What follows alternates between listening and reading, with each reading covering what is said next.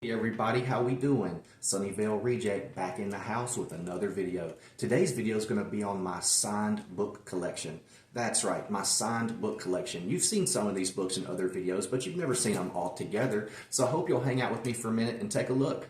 My collection's rather small now, but it used to be massive. 25 books, signed, first edition, first printings, but I lost everything in Katrina and had to sell them to move to Arizona and start a new life. But enough about that. I know you want to see the books, so let's get to it. We're going to start with Patricia Cornwell.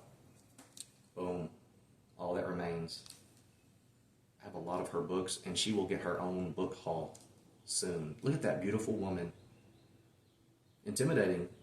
You can tell her eyes are bright and blue from here, even in black and white. This is All That Remains. The signature here is on a nameplate in the front. All of these are first edition, first printings, by the way. All That Remains is a Kay Scarpetta novel, and Scarpetta was the medical examiner of Richmond, Virginia. She's the heroine of a series of books. Here's another one by Cornwell. Beautiful copy of Black Notice. Look at that. Man, this feels good in the hand, looks good on the shelf. This is embossed. This is too. It's matte and reflective and beautiful. Look at that badass chick on the cover, contemplating something serious. She used to go on ride-alongs. She used to sit in on autopsies, court cases. She used to be in the emergency room, but she really, really researched her topics for each book. Check this one out. Oh, Stacy. Stacy, why'd you give it up? Stacy, why? Oh, come on, I'm not bitching. I'm glad she did, because now it's in my collection, and I'm going to take good care of it. Black Notice. Where to go from here? How about this? John Saul. Brainchild. What a crazy, cool, psychedelic looking cover. I did a John Saul haul a while back. I really dig John Saul, and I've read a couple of his books since then. Brainchild. Alex had had too much to drink at the party, and his date had left without him. He wanted to catch up with her on the road, hadn't meant to take the curve so fast, but it was too late. The last thing he remembered was an ancient, weathered face glaring at him from the darkness, and then his whole world went black. What happened next? John Saul. There you are, baby. John Saul, first edition, first printing, Brainchild. All right, who's next? I know you guys know Anne Rice, but you ever heard of Christopher Rice, her son? He was a decent writer. I only read these two books. These are the only ones I've read by him, and this was his first. And I think, admittedly, he would say he was really trying to find his own voice, you know, in this book, and would probably change a lot. But hey, it's fresh and raw and takes risks.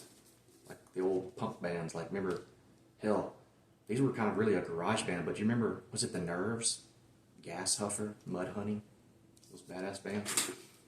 Anyway, A Density of Souls is the story of four young friends in New Orleans whose lives are pulled in drastically different directions when they enter high school. Meredith, Brandon, Stephen, and Greg, once inseparable, are torn apart by envy, secret passion, and rage. Yeah, the normal college stuff, right?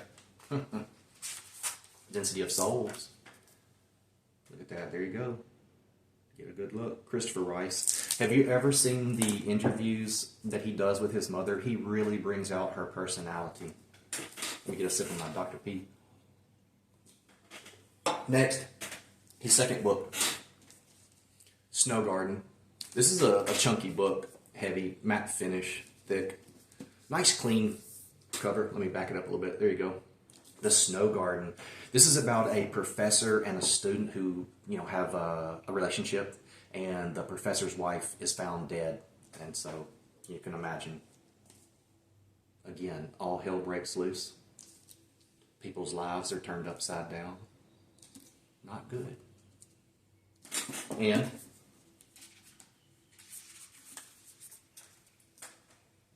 Christopher Rice. There you go. Okay. You guys saw this the other day. Hopefully, if you didn't, watch the video on Dangerous Girls in Fear Street Nights that I did a couple days ago. This is about two girls that go to a camp and they come back vampires. And they have to deal with that. What a bummer, right? You're already a teenager and life sucks. You got to do stuff you don't want to do. You got to do what your parents tell you to do because you live under their roof, and you're a vampire and you need blood. Damn it. Come on.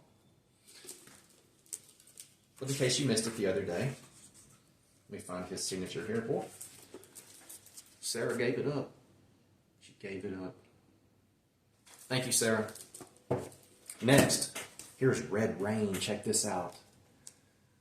Red Rain, beautiful first edition, first printing in fine condition.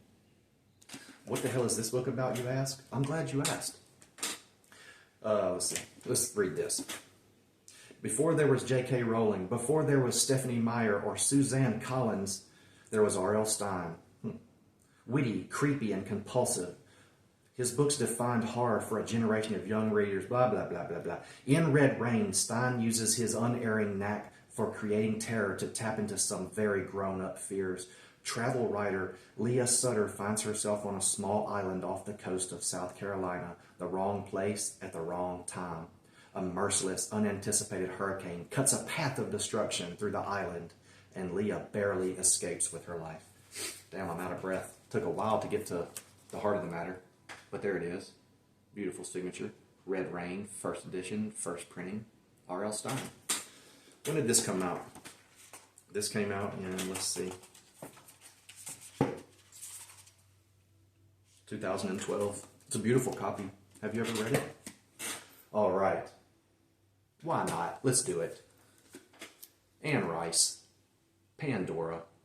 Beautiful copy. First edition, first printing from Lemuria Bookstore in Jackson, Mississippi, who incidentally also carries Blame Forest, my first book. But Pandora and Vittorio, I think, went together, and let's see, it says, Pandora begins reluctantly at first, then with increasing passion, to recount her mesmerizing tale to David Talbot, the guy who kind of records the lives and times of the undead, which takes us through the ages from Imperial Rome to 18th century France to 20th century Paris and New Orleans. She carries us back to her mortal girlhood in the world of Caesar Augustus, a world chronicled by Ovid and Petronius. Ovid is another important writer. If you haven't read Metamorphosis, you have to. Man, I can barely see it, baby. What's up? Come on. Didn't you have a Sharpie on hand? But anyway, that's a beautiful copy from Lemuria Bookstore, first edition, first printing, Pandora. And look, paid $50 for this. We're not done yet. We have another by Anne Rice. Anne Rice is going to get her own book haul very soon. I have damn near everything she wrote except for 2 books. No, 3. The Feast of All Saints, Cry to Heaven, and the Beauty books. I don't have those. I'm not interested in those. Look at this, y'all. Prince Lestat. All right. The Vampire Chronicles, Anne Rice. Yes.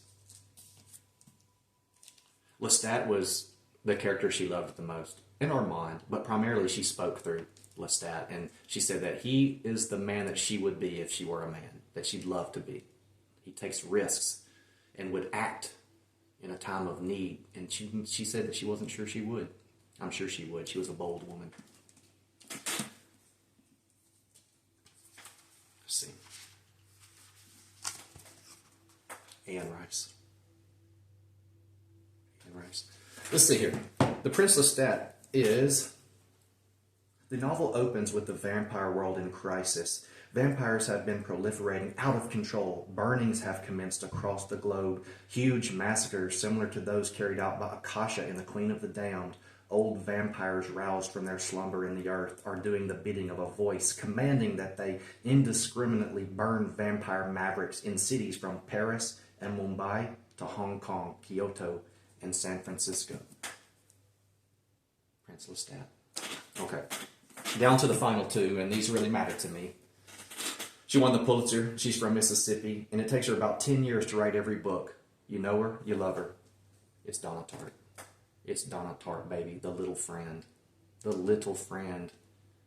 Wow. She actually kind of looks a little bit like Anne Rice.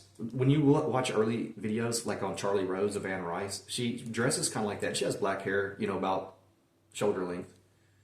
But Donna Tartt was a very, very serious writer. And this book is about a small Mississippi town. Harriet Cleave Dufresne's grows up in the shadow of her brother who, when she was only a baby, was found hanging dead from a black tupelo tree in their yard. His killer was never identified, nor has his family in the years since recovered from the tragedy. Donna Tartt, first edition, first print of The Little Friend. Can I see that? Yeah. To Nolan. Nolan, you rascal. Gonna give up a fresh-ass copy like this for somebody like me to scoop up and hold dear to his heart until the day he dies. Yes, I admire Donna Tartt, and if you read her books, you will too. She wrote The Secret History and The Goldfinch, and I think The Goldfinch won the Pulitzer. Yeah, beautiful, right? And here is one of the writers I admire the most in my reading life and probably aspired to be like more than any other writer. And he is a Southern master, also from Mississippi, Oxford. His name is Larry Brown. Larry Brown was the first writer that, I appreciated my own accent. I appreciated my own roots and my people in Mississippi. People have the wrong idea about Mississippi. You need to check out the demographics of Vicksburg, Mississippi, and you'll see folks like myself and him grew up a lot different than you may have thought, in our relationships to each other. Everybody that lives in the state, they're a lot closer than most people think, because not only did our relatives see total warfare, but we have to survive hurricanes and tornadoes on a regular basis. I'm not there anymore. I'm in South Florida, but mad respect to Mississippi.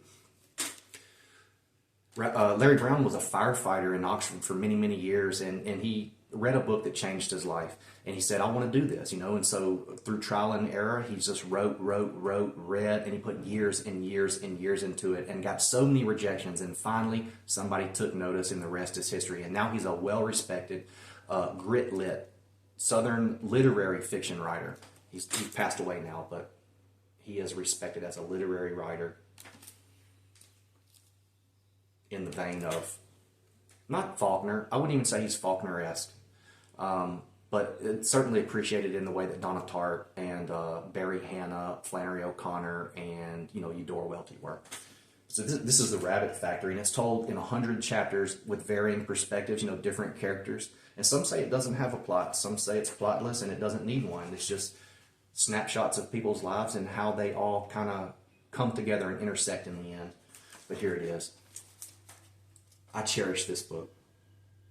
He wrote a short story called Old Frank and Jesus that changed my life and made me want to express myself in the form of writing from that moment on. And if you ever check it out, you'll see it'll change you too. There's a scene in there that's just gut-wrenching, and everybody that reads it, it impacts them. And that's all you can ask, is that the book that you write stays with people. And if it doesn't teach some deep moral or pass along some incredible message, that it sticks with them and makes them think about it after they, close the book up and walk away from it. I am shutting up. I've said enough. And I don't have any more books to show you right now. So thank you so much for listening to me and hanging out and checking out my books. You guys have a wonderful day. Stay cool and never stop reading.